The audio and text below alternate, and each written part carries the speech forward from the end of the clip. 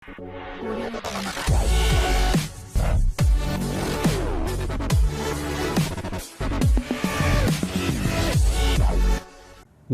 रसिक मित्र हो, नमस्कार.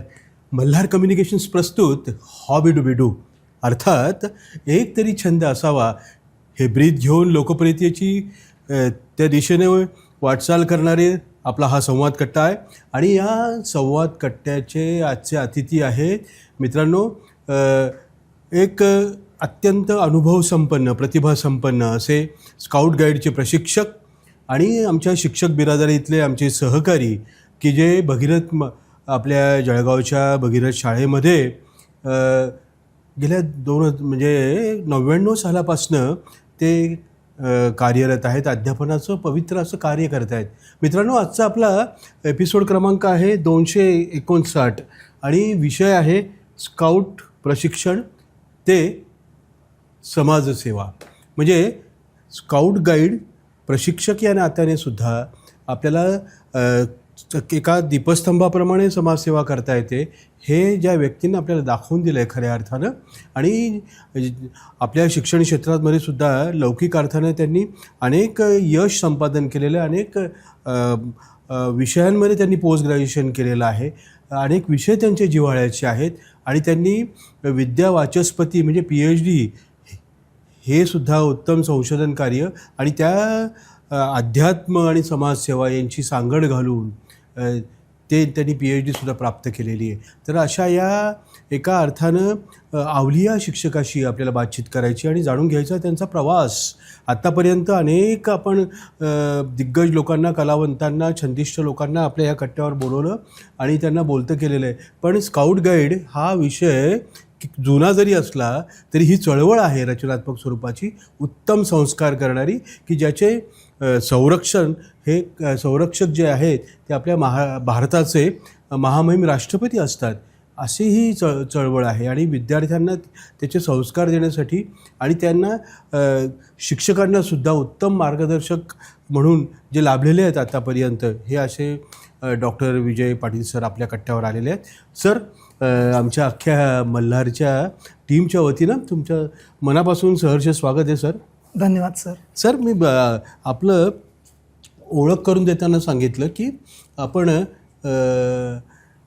भगीरथ शाळेमध्ये अध्यापनाचं पवित्र काम करता. तर तुमचा मुळात विषय कोणता? माझा मुळात विषय सर इतिहास. वा, बरं बरं बरं. मला लहानपणापासून आमचे D.D. भुरे सर इतिहास शिकवायचे. अच्छा अच्छा. तर त्या निमित्ताने इतिहासाची आवड निर्माण झाली. आणि नंतर नूतन मराठा कॉलेजमध्ये असताना सर शिंदे सर पानिपतचं युद्ध असं फळ्यावर रंगवायचे की हा डोंगर, ही शत्रू सैन्य, ते आपलं सैन्य, आणि साक्षात ती लढाई आमच्या डोळ्यापुढे उभी राहायची सर. आणि त्या निमित्ताने मग मी ठरवलं की आपण इतिहासात पुढचं शिक्षण म्हणजे PhD पर्यंत करावं आणि ते केलं. वा वा वा. पण मग 99 सालापासून तुम्ही भगीरथ शाळेत कार्यरत आहात आणि स्काउट गाईड म्हणजे बी प्रिपेअर्ड हे ज्याचं ब्रीद आहे नाही का? हो सर. सदैव तयार सगळ्याच गोष्टींसाठी. बरोबर. म्हणजे नवं ते हवं, कमी तिथं आम्ही, आणि समर्पणाची भावना, नक्की ही चळवळच आहे नाही का? हो सर. काय सांगाल स्काउट गाईडच्या अगदी ते संक्षिप्त आपल्या या मित्रांना अवगत करण्यासाठी, कारण हे माहिती पाहिजे. स्काउट ही एक आंतरराष्ट्रीय चळवळ आहे आणि ती लॉर्ड बेडन पॉवेल या इंग्रज कर्नल अधिकाऱ्याने सुरुवात केली. त्यांनी त्यांच्या युद्धाचा जो विजय होता, मेफ्किंग शहर साऊथ आफ्रिकेमधलं, अद्भुतपूर्व असा त्यांनी विजय मिळवला. आणि तो विजय मिळवल्यानंतर प्रचंड त्यांचं इंग्लंडमध्ये स्वागत झालं. आणि मग त्यांनी ठरवलं की माझ्या युद्ध कौशल्याचा येणाऱ्या भावी पिढीला म्हणजेच विद्यार्थ्यांना कसा उपयोग होईल. आणि त्या दृष्टिकोनातून त्यांनी स्काउट गाईड चळवळीची 1907 साली इंग्लंडमध्ये ब्राउन्सी या बेटावर एक कॅम्प घेतला 20 मुलांचा आणि त्या कॅम्पपासून स्काउट गाईड चळवळीची सुरुवात झाली. वा सर, आपण प्रशिक्षण नात्याने इतरांना प्रशिक्षित करण्याचं, ट्रेनिंग देण्याचं काम करतात स्काउट गाईडचं. पण तुम्हाला तुमच्या सिनियर्सने किंवा BV पवार सर जे तुमचे गुरुस्थानी आहेत, श्रद्धास्थानी आहेत आणि मोठं नाव आहे या चळवळीतलं नाही का, तर तुम्हाला तुमचं स्वतःचं प्रशिक्षक म्हणजे प्रशिक्षण वर्ग आठवतोय? हो, आठवतो. हां, त्यावेळेचं काय तुम्हाला म्हणजे काय तुमचं फिलिंग होतं पहिला प्रशिक्षण वर्ग आपला? नक्की सर. प्राथमिक असं शिक्षकांचं जे प्रशिक्षण असतं ते भगीरथ शाळेतर्फे मला जावं लागलं. मी मारून मुटकून असा गेलो, म्हणजे स्वेच्छेने गेलो नाही.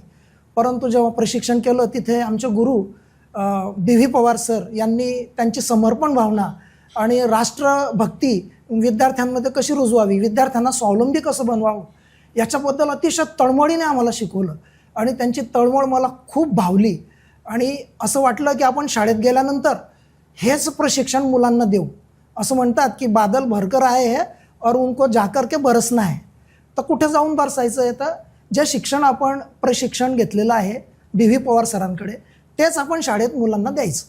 तर या प्रेरणेने मी प्राथमिक शिक्षण पूर्ण केलं. त्यानंतर मग त्यांच्याच प्रेरणेने पुढचं ॲडव्हान्स शिक्षण, त्यांच्याच प्रेरणेने त्याचं पुढचं हिमालय वूड बॅच, नंतर pre ALT assistant leader of trainer ALT, नंतर मग ALT इथपर्यंत माझा प्रवास BV पवार सरांच्या मार्गदर्शनाखाली झालेला आहे.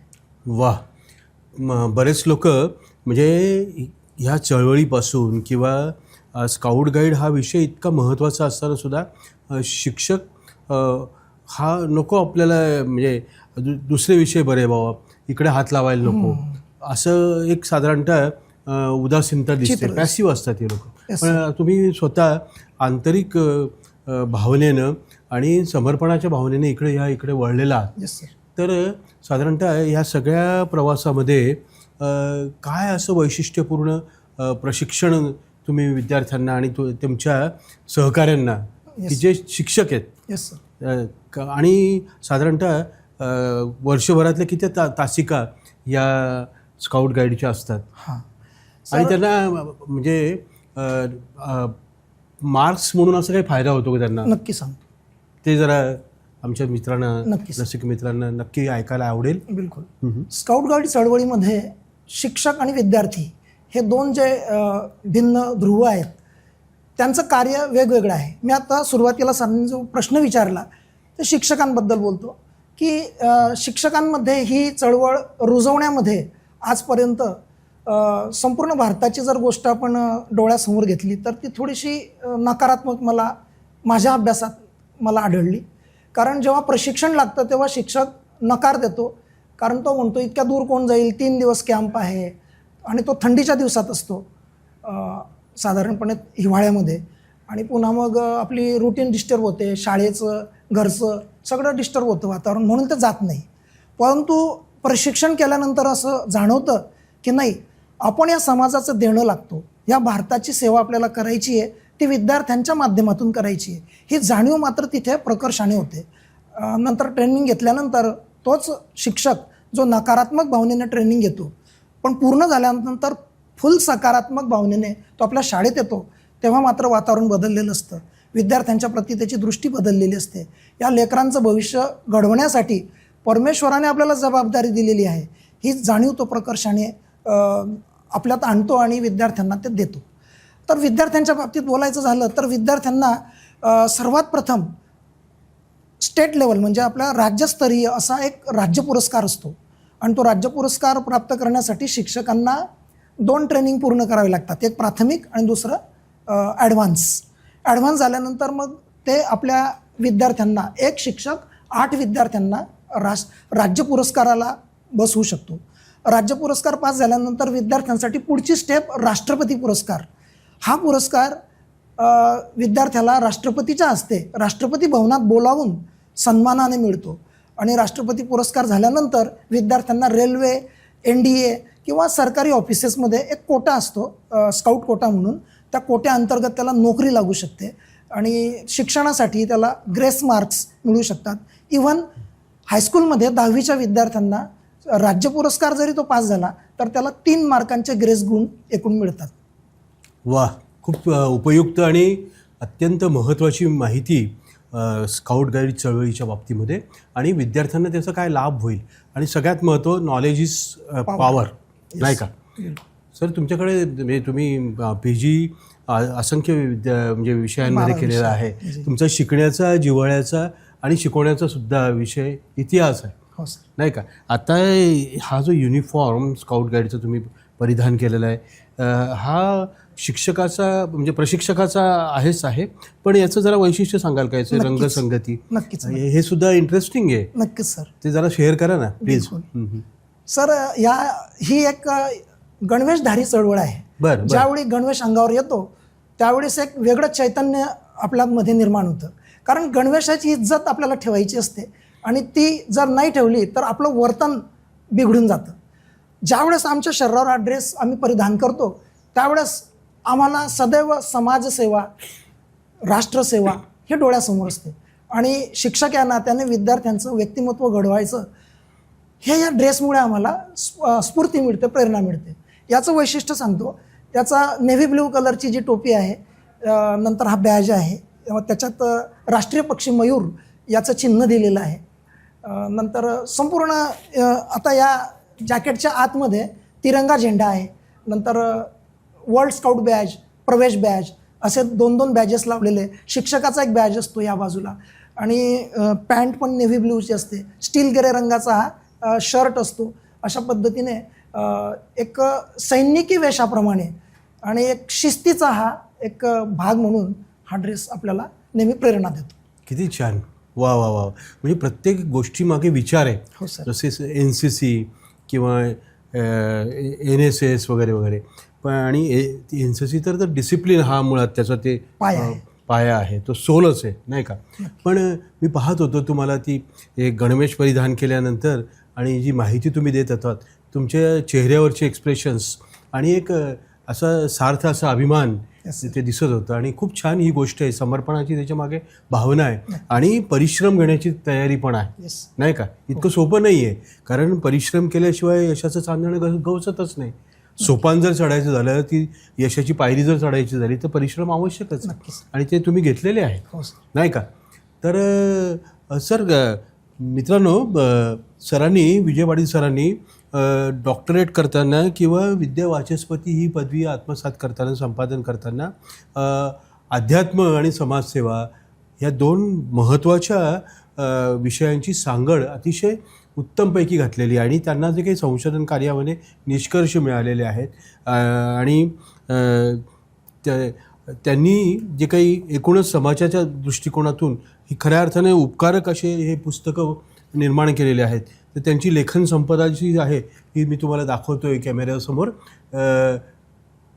हे पुस्तक जे आहे, आध्यात्मिक संस्थांचे कार्य आणि समाज परिवर्तन.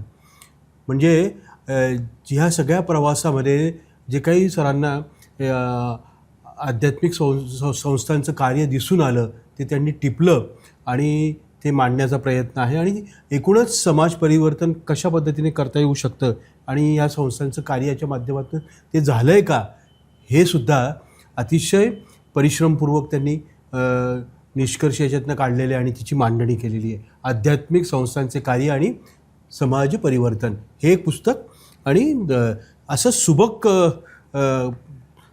कव्हर असलेलं, मुखपृष्ठ असलेलं हे दुसरं पुस्तक आहे, मानवतेला समर्पित आध्यात्मिक संस्था. हे एक पुस्तक आहे मित्रांनो. तर सरांनी लेखक या नात्याने सुद्धा आपले अनुभव हे शब्दबद्ध केलेले दिसत आहेत. छान सर, म्हणजे खूप छान अशी आपली प्रेरणादायी अशी वाटचाल आहे. पण मग ही सगळी वाटचाल असताना आपलं जी फॅमिली आहे सर, ती आपल्या सोबत असली पाहिजे नाही का. कुटुंबाची साथ जर नसेल तर मग अशी यशस्वी पावलं टाकता येत नाही. जे मनात असतं ते काही आपल्याला प्रत्यक्षात आणता येत नाही का. काय सांगाल कुटुंबाबद्दल? कुटुंबाबद्दल सांगायचं म्हणजे माझे वडील आता कोरोनामध्ये गेलेत ते, परंतु माझे प्रेरणास्थान वडीलच आहेत आणि आई तर आपल्या पहिला गुरु असतो. आई माझी शिक्षिका होती. तिनेच मला शिक्षक बनण्यासाठी एक अदृश्य प्रेरणा दिली. कारण मी शिक्षक बनावं असं मलाही वाटत नव्हतं लहानपणी, पण आईचे जे संस्कार होते शिक्षकी पेशाचे ते नकळत माझ्यात उतरले आणि मी शिक्षक बनलो. आणि या वाटचालीमध्ये घरात शैक्षणिक वातावरण असल्यामुळे आई नेहमी म्हणायची की माझ्या मैत्रिणींची मुलं डॉक्टर, इंजिनियर झाली, तुम्ही काहीतरी मोठं कार्य करा. मग तिचे शब्द माझ्या मनाला खूप लागायचे. मी कॉलेज केलं MA पर्यंत इतिहास शिकलो, पण पुढे काय, तर आईचे ते शब्द मला वारंवार आठवायचे की तू काहीतरी मोठं कार्य केलं पाहिजे. मग डॉक्टर PD जगताप सर जे माझे PhDचे गाईड आहेत त्यांच्याकडे गेलो. सर म्हटलं मला PhD करायची. सरांनी आनंदाने मला स्वीकारलं आणि मग हा PhDचा प्रवास सुरू झाला. याच्यामध्ये सरांनी तावून सुलाखून आमच्याकडून कार्य करून घेतलं. माझा विद्यार्थी कुठेही कमी पडू नये असं त्यांचं नेहमी वाक्य असायचं. आणि PhD करतोय तर ती अगदी तावून सुलाखून कर, कॉपी पेस्ट करू नको असं ते नेहमी मला सांगायचे. आणि त्यांच्या या शिकवणीमुळे आध्यात्मिक संस्थांच्या जवळून अभ्यास करण्याचा मला एक योग आला. आणि त्यामध्ये सांगायचं म्हणजे 2-3 अनुभव मी थोडक्यात सांगतो की खानदेशातील 33 संस्थांचा मी अभ्यास केला. जसं गायत्री परिवार आहे, ओम शांती परिवार आहे, अनिरुद्ध बापू परिवार आहे, अशा 33 संस्था मी निवडल्या. चौकट फक्त खानदेशातील 3 जिल्हे, धुळे, नंदुरबार आणि जळगाव. नंतर या संस्थांच्या संस्थापक असतील, ट्रस्टी असतील, त्यांचे अनुयायी असतील, फॉलोअर्स ज्याला म्हणू आपण, त्या सर्वांचे इंटरव्ह्यू घेतले. काही डाटा गोळा केला की तुम्ही काय काय समाजसेवा करतात. तर मला एक चांगली बाब आढळली, सर्व संस्थांची कॉमन चांगली गोष्ट, ती म्हणजे सर्व संस्था अतिशय मनापासून रक्तदान, अन्नदान, ग्रामसफाई, महिला सशक्तीकरण, बालसंस्कार केंद्र चालवणं आणि व्यसनमुक्ती असेल किंवा अशा असंख्य प्रकारचे कामं सगळ्याच संस्था करतायत. फक्त फरक कुठे जाणवतो, काही संस्थांकडे खूप मोठं असं स्ट्रक्चर आहे, इन्फ्रास्ट्रक्चर, आणि काही संस्थांकडे तर कमी आहे. त्याच्यामुळे फक्त टक्केवारीत कमी जास्त, परंतु भावना जी आहे समाजसेवेची सर्व संस्थांमध्ये मला अतिशय उत्तम आढळली. काही संस्थांच्या बाबतीत नाव नाही घेत, परंतु मला धमकीही मिळाली की तुम्ही जर माझ्या संस्थेचं नाव तुमच्या PhDच्या ग्रंथात टाकलं तर तुमच्यावर आम्ही फौजदारी कारवाई करू. इथपर्यंत मला धमक्याही मिळाल्या. परंतु अशा संस्थांना मी वगळलं, कारण ते न सांगितलेलं बरं. पण काही संस्थांनी इतका भरभरून प्रतिसाद दिला, सर तुम्हाला काय पाहिजे, हे फोटो घ्या, ते फोटो घ्या. अशा पद्धतीने अनेक त्यांचं सामाजिक कार्य माझ्या या PhDच्या ग्रंथासाठी संग्रहित करायला मला खूप मदत झाली. सांगायचं सारांश एक असा की या संस्थांचा अभ्यास करून मला एक कमतरता जाणवली. जसं मी तुम्हाला चांगली गोष्ट सांगितली तशी कमतरताही सांगतो की या आध्यात्मिक संस्था जेव्हा सामाजिक कार्य करतात त्यावेळेस एकट्या एकट्या करत असतात किंवा 1-2 मिळून करत असतात. उदाहरण द्यायचं झालं तर एखाद्या आध्यात्मिक संस्थेने रक्तदानाचा कार्यक्रम आयोजित केला तर त्यावेळेस फक्त कार्यकर्ते, समाजसेवक, सगळं त्यांचं इन्फ्रास्ट्रक्चर जे आहे ते फक्त त्या संस्थेचंच राहतं. इतर संस्था तिकडे भरकटतही नाही, बघतही नाही. परंतु मला सारांशात असं सांगायचं आहे की जर तुम्हाला रक्तदानाचं कार्य करायचं आहे तर अखिल विश्व पातळीवर करा. आणि त्यात फक्त एक संस्था नव्हे तर जगात जेवढ्याही आध्यात्मिक संस्था कार्यरत आहे त्या सर्वांनी एकत्र या आणि सर्वांनी म्हणून बल्की मोठ्या प्रमाणावर हे मानवतेचं कार्य करा. मग ते ग्रामसफाई असेल, महिला सशक्तीकरण असेल, कोणताही मुद्दा असो, सर्वांनी मिळून जर कार्य केलं तर या जगाचा स्वर्ग बनण्यासाठी वेळ लागणार नाही. असं माझा या ग्रंथाचा सारांश मी थोडक्यात सांगू शकतो. छान छान छान. म्हणजे सामाजिक कार्य आणि आध्यात्मिक कार्य याची सांगड घालण्याचा तुमचा प्रयत्न आहे आणि त्यातही अतिशय परखडपणे तुमचे जे अवलोकन आहे, निष्कर्ष आहे, त्याची मांडणी तुम्ही केली आहे की जे नक्की विचार प्रवर्तक असे विचार यातनं त्याचे मांडले गेलेले आहेत. सर आपले म्हणजे खरं तर चांगल्यापैकी आपल्या या संवाद कट्ट्यावर अत्यंत सकारात्मक आणि रचनात्मक चळवळीच्या संदर्भामध्ये गप्पा ह्या रंगलेल्या आहेत. वेळेची आपल्याकडे मर्यादा आहे, पण हे असं असताना सुद्धा शालेय विद्यार्थ्यांवर उत्तम संस्कार करणारी हे एक माध्यम आहे, ही एक चळवळ आहे स्काउट, नाही का? तर हे करत असताना सोबत तुम्ही पर्यावरणाचा पण विचार केलेला आहे. शाळू मातीच्या मूर्ती गणपतीच्या की जी आपली आराध्य देवता आहे आणि अतिशय उत्साहाने सगळी तरुण पिढी असेल, छोटी मुलं असतील यात आणि आबालवृद्धच सगळे येतात त्याच्यात. तर त्याच्याबद्दलही तुम्ही काम उभं केलेलं आहे. आणि आता तुमच्या बोलण्यात आलं की म्हणजे कुटुंब व्यवस्था असेल, महिला सशक्तीकरण असेल, सबलीकरण असेल वगैरे वगैरे, याच्यातही तुम्ही डोकावतात, त्यालाही स्पर्श करतात. पण मूळ सगळं जे आहे हे सगळं करण्याचं आणि ही जी प्रेरणा मिळालेली आहे ती स्काउटमुळे मिळाली, नाही का? बरं, मग शेवटी जाता जाता काय संदेश द्याल आपल्या तुमच्या तरुण सहकाऱ्यांना की या चळवळीकडे त्यांनी वळलं पाहिजे आणि तुमच्यासारखंच कधीतरी त्यांना आमच्या संवाद कट्ट्यावर येऊन त्यांचेही विचार मांडण्याची संधी नक्की मिळाली पाहिजे. आणि स्काउट गाईडचं जे तुमचं छान आशयपूर्ण अर्थपूर्ण असे गीत आहे येस सर, त्याच्या 2 ओळींनी नक्की. झलक आपण सांगता आपल्या या गप्पांची करूया. हो sir. Yes sir. Scout guide चळवळीमध्ये बरंच काही मला शिकायला मिळालेलं आहे. राष्ट्रभक्ती असेल, स्वयंशिस्त असेल आणि अभावामध्ये कोणतंही कार्य करून दाखवायचं.